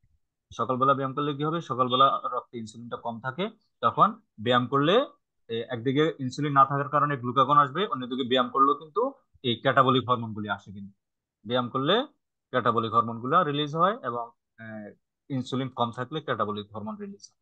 নালে কিন্তু ক্যাটাবলিক হরমোন রক্তে থাকে না, রক্তে সবসময় থাকে ইনসুলিন। কারণ আমরা সারাক্ষণ খাচ্ছি। হ্যাঁ, এই আধা ঘন্টা 1 ঘন্টা পর পর সময় খাইতেছে না। এটা ওইটা যত খাইবা তত ইনসুলিন বাড়বে, আর ততই ইনসুলিন খিদে লাগাবে, ততই খাইতে ইচ্ছে করবে। ঠিক আছে? আর যত কম খাইবা ততই আর খাইতে ইচ্ছে করবে। বুঝতে পারছো? এবং সামনে রমজান মাস, আমি নিজে আমার পার্সোনাল লাইফে এই জিনিসটা একটা প্রয়োগ করি। আমি রমজান মাসে কিন্তু বরফের ভাত খাই না। আমি আগে আমার রোজা থাকতে অনেক কষ্ট হইতো, বিশ্বাস করো না করে, আমি 10 টাকা মানে ঘুম থেকে উঠলে আমার খেতে লেগে যেত, এবং আমার কাছে খুব পেইন লাগতো এটা। পরে আমি এখন রমজান মাসে ভাত টাত খাই না, আমি বাচ্চা রোজা থেকে আমি সারাদিন কোনো ধরনের খিদা টিদা লাগা বা রোজার যে একটা কষ্ট, তার চিহ্ন কিন্তু নাই, থাকে না। আমি নিজে দেখছি। হ্যাঁ, এটা আমি নিজে তা feel কি করি। খান? হ্যাঁ, নন কার্ব, যদি কিছু খাইতেছ নন কার্বোহাইড্রেট খাবার খাইবা, আর কিছু না খাইলে কোনো অসুবিধা নেই। হ্যাঁ, তবে প্রথম দিক কয়েকদিন কিছু সমস্যা হবে, মাথা টাথা ঘুরাবে। এটা অ্যাডাপ্টেশন আছে, এটা হলো ফ্যাট অ্যাডাপ্টেশন। তোমাকে আগে ফ্যাট অ্যাডাপ্টেশন করতে হবে। ফ্যাট অ্যাডাপ্টেশন মানে কি? আমাদের এই যে বডি চলে, কি আমাদের এখন বর্তমানে সবার বাংলাদেশ সব মানুষের বডি চলে গ্লুকোজ ডিপেন্ডেন্ট ইঞ্জিন। হ্যাঁ, গ্লুকোজ ডিপেন্ডেন্ট মেটাবলিজম। তোমাকে গ্লুকোজ ডিপেন্ডেন্ট মেটাবলিজম থেকে বেরিয়ে এসে ফ্যাট ডিপেন্ডেন্ট মেটাবলিজমের দিকে যাইতে হবে। যখন ফ্যাট ডিপেন্ডেন্ট মেটাবলিজম এর সাথে তুমি অ্যাডাপ্ট হয়ে যাবা, তখন আর কোনো সমস্যা নেই, তুমি মানে অনেক এনার্জেটিক থাকবা, খিদাও লাগবে না, রোজার কষ্ট থাকবে না, রোজা তুমি চাইলে সারাদিন থাকতে পারবে, কোনো টেনশন নাই। এবং ইফতারের সময় খাওয়া দাওয়া যে একটা পাগলা ঘোড়া, মানে খিদের একটা পাগলা ঘোড়া শুরু হয়, সেটাও হবে না। কারণ ইনসুলিন রক্তে না থাকা মানেই হচ্ছে তোমার এই খিদার অনুভূতি কমে যাবে, বুঝতে পারছো? এবং ফ্যাট বার্নিং হবে। একদিকে খিদার অনুভূতি কমে যাবে, অন্যদিকে ফ্যাট বার্নিং হওয়া মানে কি শরীরে এনার্জি থাকবে, তাহলে তোর খাইতে ইচ্ছে করবে না। তাহলে আমাদের এই তিন ধরনের খাবারের এই সম্ভাব্য এই পরিণতিগুলো, এবং এদের সাথে কি আছে? হরমোনের যোগাযোগ আছে, যেগুলো অ্যানাবলিজমের সাথে ইনসুলিন যুক্ত। হ্যাঁ, আর ক্যাটাবলিজমের সাথে গ্লুকাগন, কর্টিসল সহ কিছু ওই যে এপিনেফ্রিন, নরএপিনেফ্রিন, এরকম কিছু হরমোন আছে। তো তো দরকার নাই, তোমরা গ্লুকাগনের মধ্যে থাকবা, থাকলে চলবে। হ্যাঁ, এই অধ্যায়ে গ্লুকাগনের বাইরে অন্য কোনো হরমোনের নাম লেখা দরকার নাই, বইতেও মনে হয় নাই। হ্যাঁ, দরকার নেই। তাহলে এখন পারবো তো? হ্যাঁ, এটা কিন্তু খুব আসছে, টেস্ট পেপার খুলে দেখবা অনেকবার আসছে এই রিলেটেড প্রশ্ন। বইতে কিভাবে আসে? যকৃতের ছবি দেওয়া থাকে, আর অগ্ন্যাশয়ের ছবি দেওয়া। ভালো কথা, এই ইনসুলিন কোথা থেকে আসে? অগ্ন্যাশয়ের বিটা কোষ। অগ্ন্যাশয়। জি হ্যাঁ, স্যার, আর অগ্ন্যাশয় বিটা। এই গ্লুকাগন কোথা থেকে আসে? অগ্ন্যাশয়ের আলফা কোষ। ঠিক না? আলফা কোষ। তার মানে এই জি সকল স্যার। বিক্রিয়া কে ঘটায়? এই ইনসুলিন এবং গ্লুকাগন। এবং ইনসুলিন আসে কোথা থেকে? অগ্ন্যাশয় থেকে। গ্লুকাগন আসে অগ্ন্যাশয়। অগ্ন্যাশয় থেকে। আর বেশিরভাগ ঘটনা কোথায় ঘটছে? যকৃতে না? হ্যাঁ, যকৃতে এবং এই দেহকোষে। কারণে ছবি জি দিয়ে স্যার। দেয়, যকৃতের অগ্ন্যাশয় ছবি দেয়, উদ্ভিদগুলি তো ক এবং খ। হ্যাঁ, খ কিভাবে ব্লাড সুগার কন্ট্রোল করে, কথার কথা মানে রক্তের গ্লুকোজ নিয়ন্ত্রণে সাহায্য করে, বিশ্লেষণ করো। যকৃৎ এবং অগ্ন্যাশয় কিভাবে রক্তের সুগার কন্ট্রোল করে ব্যাখ্যা করো। তাহলে দেখো এগুলা কিভাবে কন্ট্রোল করে। এই খাবার থেকে গ্লুকোজ আসার পর সেলুলার রেসপিরেশনে পাঠায়, তারপর বাকিগুলোকে গ্লাইকোজেনেসিস ঘটায়, তারপর লাইপোজেনেসিস ঘটিয়ে কি করে রক্তের সুগার কন্ট্রোল করে। কারণ সেলুলার রেসপিরেশন কোথায় ঘটে? দেহকোষে। গ্লাইকোজেনেসিস কোথায় ঘটে? যকৃতে। কে ঘটায়? ইনসুলিন। ইনসুলিন কোথা থেকে আসে? অগ্ন্যাশয় থেকে। লাইপোজেনেসিস কোথায় ঘটে? এই লাইপোজেনেসিস মানে যকৃতেও ঘটে, অনেক জায়গায় যকৃতে ঘটে। তারপর কিন্তু যেহেতু পেশি কোষ। যকৃতকে টার্গেট করে আসছে, তাহলে যকৃতের অংশটা লিখবা, বাকিগুলো লেখা দরকার নেই। যকৃতের লাইপোজেনেসিস ঘটে, এবং কে ঘটায়? ইনসুলিনে ঘটায়। তাহলে গ্লাইকোজেনোলাইসিস কোথায় ঘটে? যকৃতে ঘটে। কে ঘটায়? গ্লুকাগনে ঘটায়। তো গ্লুকাগন কোথা থেকে? অগ্ন্যাশয় থেকে না? তাহলে জি তারপরে স্যার। হচ্ছে, হ্যাঁ, লাইপোজেনোলাইসিস কে ঘটায়? এ, যকৃতে ঘটে। কে ঘটায়? গ্লুকাগনে ঘটায়, তার মানে অগ্ন্যাশয় ঘটায়। তাহলে অগ্ন্যাশয় এবং যকৃৎ দুজন মিলে এখানে এই ঘটনাগুলি ঘটায়, ঠিক না? যদিও এইসব কাজের সাথে অন্য অনেক অঙ্গের অন্য গ্রন্থি বা হরমোনের কাজ আছে, কিন্তু সেগুলো তোমাদের তো এই অধ্যায়ের সিলেবাসে নাই। তো এইসব জায়গায় তোমাদের এই অধ্যায়ের সিলেবাসের সাথে রিলেটেড অংশটুকু তোমরা শুধু লিখবা। সেক্ষেত্রে ইনসুলিন আর গ্লুকাগন, যকৃৎ আর অগ্ন্যাশয়, অন্য কোনো কিছু এখানে টেনে আনার দরকার নাই। টেনে আনলে কোনো লাভ হবে না, নাম্বার কোনো বেশি দিবে না, বরং এলোমেলো হয়ে যাবে লেখা, লেখা বিশৃঙ্খল হয়ে যাবে। তখন নাম্বার কমাই দিবে। এলোমেলো যখন তোমার রেঞ্জের বাইরে গিয়ে অপ্রয়োজনীয় অপ্রাসঙ্গিক কোনো কিছু লিখবা, তখন কিন্তু নাম্বার কমাই দিবে, এভারেজ দিয়ে দিবে। যে আমি যেটা করি আর কি। যেমন তুমি হাবি জাবি লিখা পাতা ভরে রাখছো, এগুলো তোমার পড়ানোর জন্য তো তুমি তো আমার বেতন দিতেছো না, তোমার এগুলো আমি পড়বো কি জন্য? বুঝো নাই? সাথে সাথে এভারেজ মার্কিং করে চলি, আমরা এগুলো পড়ি না। এটাই সত্য কথা। অপ্রয়োজনীয় অপ্রাসঙ্গিক লিখলে নাম্বার বেশি তো পাইবাই না, বরং এই কম মানে এভারেজ, এভারেজ মানে যেটা সবাই মানে ওই যে এমএনএস ক্যাটাগরি নাম্বার টাম্বার পেয়ে যাবা, নাম্বার কমে দিবে। তাহলে এখানে যদি আসে যে রক্তের সুগার কন্ট্রোল ক্ষেত্রে যকৃৎ এবং অগ্ন্যাশয় কিভাবে হেল্প করে, তাহলে সেলুলার রেসপিরেশন কথা এখানে বলা দরকার, ঠিক না? কারণ এটা তো সারা দেহে ঘটে, যকৃতের সাথে কোনো সম্পর্ক, অগ্ন্যাশয়ের সাথে সম্পর্ক আছে। কারণ এই কোষের ভিতরে লিখতে পারবো অগ্ন্যাশয়ের ভূমিকা হিসেবে, কোষের ভিতরে গ্লুকোজ ঢুকাতে কিন্তু ইনসুলিন লাগে, সেক্ষেত্রে অগ্ন্যাশয়ের একটা ভূমিকা আছে। তারপরে গ্লাইকোজেনেসিসের ক্ষেত্রে ইনসুলিনের ভূমিকা আছে এবং যকৃতের ভূমিকা আছে। লাইপোজেনেসিসের ক্ষেত্রে ইনসুলিনের ভূমিকা আছে, যকৃতের মানে অগ্ন্যাশয় বা ইনসুলিন ভূমিকা আছে, যকৃতের ভূমিকা আছে। গ্লাইকোজেনোলাইসিসে যকৃতের ভূমিকা আছে, এই অগ্ন্যাশয়ের ভূমিকাও আছে। লাইপোজেনোলাইসিস একই ঘটনা, যকৃতের ভূমিকা আছে, অগ্ন্যাশয়ের ভূমিকা আছে। গ্লুকোনিওজেনেসিস যকৃতের ভূমিকা আছে, হ্যাঁ, এবং ইনসুলিন কিন্তু কাজটা সাহায্য করে। তার মানে কি এই অগ্ন্যাশয়ের ভূমিকা আছে। তার মানে এখানে সবগুলোই কিন্তু বলতে গেলে এই দুইটা জিনিসের একটা ভালো ভূমিকা আছে। এখানে এসে প্রোটিন টোটিন অত ফোকাস দেওয়া দরকার তখন লেখা অলরেডি বড় হয়। সুগারের কথা যেহেতু বলছি, তাহলে তো আর স্ট্রাকচারাল প্রোটিন, ফাংশনাল প্রোটিন, ডিঅ্যামিনেশন লাগবে না, লাগবে? যেহেতু বলছে ব্লাড সুগার কন্ট্রোল, তার মধ্যে এগুলো আর থাকবে না। তবে গ্লুকোনিওজেনেসিস তো ওখানে বলে ফেলছি, এটার দরকার নাই। লিপিডের ক্ষেত্রে তো ব্লাড সুগারের কথা যেহেতু বলছি, লিপিডের রেগুলারও আমাদের কোনো দরকার নাই। তার মানে ব্লাড সুগার বললে শুধুমাত্র এই ছয়টা।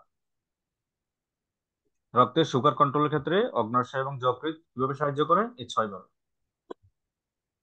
আবার যদি বলা হয় এনাবলিজম ক্যাটাবলিজম হিসেবে আসলে কিন্তু তখন এগুলো ঢুকে যাবে। হ্যাঁ, তো এটা ডিপেন্ড করবে কোন খাবারের কথা বলছে, কোন জায়গার কথা বলছে, হ্যাঁ, কোন অঙ্গের কথা বলছে, তার সাথে মিল রেখে আনসার রেডি করতে হবে। সবগুলো কিন্তু একসাথে আসবে না, বোঝা যাচ্ছে, কারণ এত লেখা কে লিখবে, ঠিক না? কোন একটা অংশ বিশেষ আসবে, হয়তো কার্বোহাইড্রেট জাতীয় খাবারের কথা আসবে, বা প্রোটিনের কথা আসবে, বা লিপিডের কথা আসবে। তো যতটুকু আসবে তোমরা এই প্রশ্নের সাথে সম্পর্ক রেখে, প্রশ্নে কি চাইছে তার সাথে মিল রেখে আনসার দিতে হবে। বুঝতে পারছো? তো এখন তোমাদের এখানে অনেকে আমি দেখতেছি ক্লাস ক্লাস মনে হয় করতেছে না। হ্যাঁ, এই সারা বছর তোমরা বলছো এই পরিপাক পরিপাক পরিপাক, তোমাদের জ্বালায় আমি অনলাইনে পরিপাক পড়ায়া যাদের টেস্ট পরীক্ষা শেষ করি, মুক্ত হওয়ার জন্য দিলাম, সেই জায়গায় দেখতেছি অনেকেই নাই। এই যে কে আছে, মা কেউলা হুমায়রা, রাফিন বিন রাফিন আজকে আসছে, সাবেকুন নাহার, তাহলে নাই কেডা এগুলি? আজকেও সানিয়াত নাই না, সানিয়াত নাই, আতিফা নাই, ওকে নাই। যাক, ওদেরকে খবরটা জান্নাত। পৌঁছে দিবা, আল্লাহ যাতে হেদায়েত হেদায়েত করে, জান্নাতকে নেওয়া, জান্নাতে আমার টেস্ট পরীক্ষা চলে। তাহলে আমরা তিন ধরনের খাবারে শোষিত খাদ্য সারের পরিণতি আজকে পড়াইলাম। হ্যাঁ, এটা কিন্তু খুব কমন পরীক্ষার জন্য, এবং এটা একটা বেসিক জিনিস, এটা জানা দরকার, এবং বাস্তব জীবনের জন্য জানা দরকার। কিভাবে চিকন হইতে চাইলে কি করতে হবে, ঠিক না? যারা স্লিম হইতে চায় তারা কি করবে? হুম, তাকে কি করতে হবে? গ্লাইকোজেনোলাইসিস ঘটাইতে হবে, লাইপোজেনোলাইসিস ঘটাইতে হবে, গ্লুকোনিওজেনেসিস ঘটাইতে হবে। ঘটাইতে গেলে কি করতে হবে? ফাস্টিং, ফাস্টিং, ঠিক আছে, বিগোরাস ফাস্টিং মানে করতে স্যার হবে। হ্যাঁ, রোজা রাখতে হবে, অথবা স্যার মানে হ্যাঁ, না শর্করা জাতীয় রোজা খাবার রাখলে যে হয়ে স্কিপ যাবে তা করতে না হবে। কিন্তু, না, রোজা রাখলে যে হয়ে যাবে তা না তাহলে কিন্তু। স্যার আপনি যদি ভোর রাত্রে তাহলে ভাত স্যার 2 প্লেট ভাত খেয়ে আবার রোজা রাখেন, এবং তিন ধরনের চিনি জাতীয় শরবত খান, একটা 4-5 রকমের, তারপরে আলু কি জানি আলু দিয়ে বানায় আলুর চপ, তারপরে যে হ্যাঁ বেগুন হ্যাঁ দিয়া, তারপর আর কি জানো এগুলা, ওই যে হালিম, হ্যাঁ, এরপরে বিরিয়ানি, হ্যাঁ, খিচুড়ি, কত কিছু খায় না? এসব খাইলে কোনো লাভ হয় না। বুঝতে পারছো? কার্বোহাইড্রেট খাবার রোজা রাখো বা না রাখো, কার্বোহাইড্রেট খাবারটাকে এই কন্ট্রোলে আনতে হবে, কমে আনতে হবে। কমে অর্থাৎ দীর্ঘক্ষণ না খেয়ে থাকার একটা অভ্যাস তৈরি করতে হবে। এখন এগুলো কিন্তু নানাভাবে করা যায়। অনেকে বলে যে না খেয়ে থাকাটাকে অনেকে সাপোর্ট করে। তো আমি বলি কি, না তুমি না খাওয়া কমানোর দরকার নেই, সারাদিন যা খাইবা মাপবা, এগুলো একসাথে খাইবা এক বেলায়, এক বেলায় খাইয়া বাকি 23 ঘন্টা না খেয়ে থাকবা। তার মানে একদিনে যে পরিমাণ ক্যালোরি তোমার খাওয়ার কথা সব খাইবা একসাথে খাইয়া, আর বাকি 23 ঘন্টা না খেয়ে থাকবা। তাহলেও কিন্তু হয়, এটাকে একসাথে হ্যাঁ, কি এত ক্যালোরি নেওয়া সম্ভব? হ্যাঁ, স্যার একসাথে কি এত ক্যালোরি নেওয়া সম্ভব, যেটা আমি একটু কমাই সারাদিনে খাও, কখনো একবার? কমাই খাও, অসুবিধা কি? মানে তাহলে স্যার টাইম দিয়ে দিয়ে খাইতে হবে। হ্যাঁ, অন্তত এক বেলা বা 2 বেলায় খাও। মানে বারবার যে খাচ্ছ, বারবার খাচ্ছ মানে কি তোমার ইনসুলিন চলে আসতেছে রক্তে। আর ইনসুলিন চলে আসলে কখনোই ফ্যাট বার্নিং হবে না, লাইসিস বিক্রিয়া ঘটবে না। মানে তোমাকে ইনসুলিনটা কমাইতে হবে। হ্যাঁ, তো সেক্ষেত্রে কি করবা তুমি, মনে করো সন্ধ্যায় এর মধ্যে মানে খাবার বাদ না দিয়ে করা যায়। তোমার রাতের খাবার কখন খায়? আমাদের ভালো কথা, বাংলাদেশের মানুষ রাতের খাবার কয়টা কয়টা খায়? তোমরা কয়টা খাও? 10টা, 11টা, 12টা। এটা সম্পূর্ণ জি। Unhealthy habit, unhealthy habit. তোমাকে রাতের খাবার 7টার আগে খেতে হবে। 7টার আগে, এবং পৃথিবীর কোনো দেশে এত লেট করে ভাত খায় না, রাতের খাবার খায় না।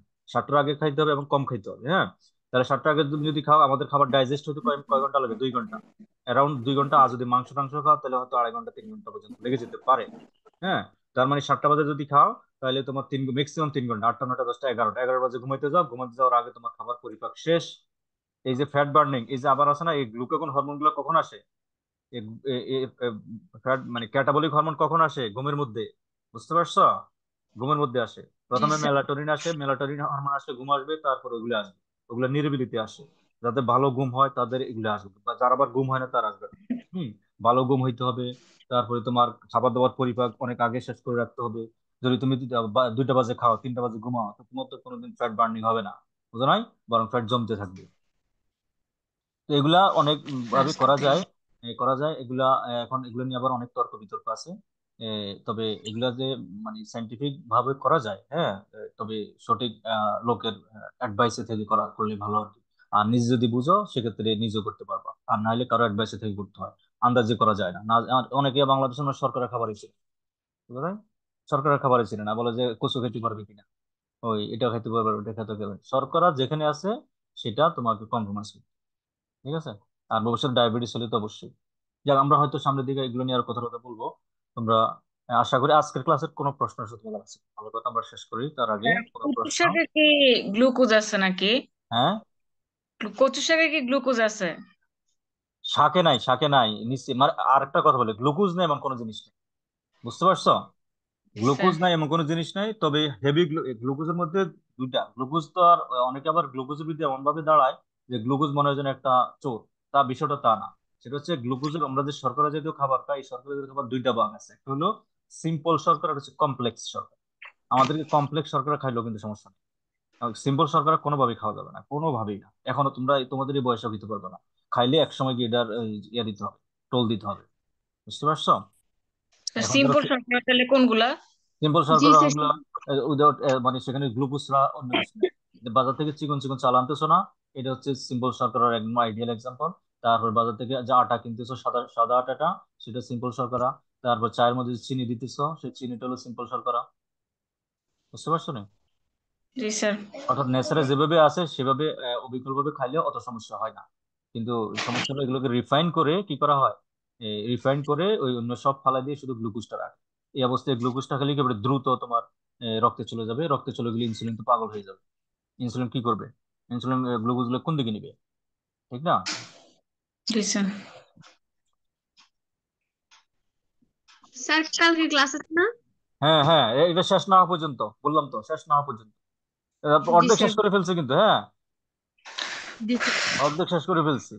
এগুলো আর কি আছে এরপরে, তো দেখি তো কি আছে। হ্যাঁ, এখানে কিন্তু অনেক ছবি টবি আছে, আমি সব দেখাই নাই, কেমন? তোমরা একটু দেখবে যে সুগার থেকে ফ্যাট হচ্ছে। হ্যাঁ, এই যে এটা হলো কি লাইপোজেনেসিস। তারপরে এগুলো তিনটে একসাথে দেওয়া আছে, এগুলো কি ফিউল ফিউল ইনসুলিন রেজিস্ট্যান্স। এই যে ইনসুলিন রেজিস্ট্যান্স দেখাচ্ছে কিভাবে, ইনসুলিন কি করে গ্লুকোজকে কোষের ভিতরে ঢুকায়। একটা পর্যায়ে গিয়ে গ্লুকোজকে আর কোষের ভিতরে ঢুকাইতে পারবে না ইনসুলিন, তখন এটাকে বলে ইনসুলিন রেজিস্ট্যান্স। হ্যাঁ, ইনসুলিন রেজিস্ট্যান্স হইলেই তোমার সকল নন ব্লাড প্রেশার, ডায়াবেটিস, হার্ট সমস্যা, কিডনি সমস্যা সব চলে আসবে। এখানে একটু বাংলা লেখা আছে, একজন ডক্টর, উনি হেলথ এডুকেশন কিছু ছবি টবি দেয়। তো আমি যে কথাগুলি বলি, আমি তো আর ডাক্তার না, এগুলো বললে বলাটাও ঠিক না, বলতে ভয় লাগে, কিন্তু এই ডাক্তারের ছবি ছবি দিলাম, ঠিক আছে? তারপর ইনসুলিন রেজিস্ট্যান্স, কারো যদি ইনসুলিন রেজিস্ট্যান্স হয়ে যায়, তার এই সকল রোগ একসাথে আসবে। দেখো ইনসুলিন রেজিস্ট্যান্স হয়েছে মানে কি, তার ডায়াবেটিস হবে, দেখো ডায়াবেটিস। তারপর কি হবে, ক্যান্সার হবে। তার কি হবে, ফ্যাটি লিভার হবে। তার কি হবে, হাই ব্লাড প্রেশার রোগ হবে। তার কি হবে, কোলেস্ট্রল বেড়ে যাবে। তার কি হবে, এটা কি অ্যানিউরিজম, হ্যাঁ, স্ট্রোক হবে।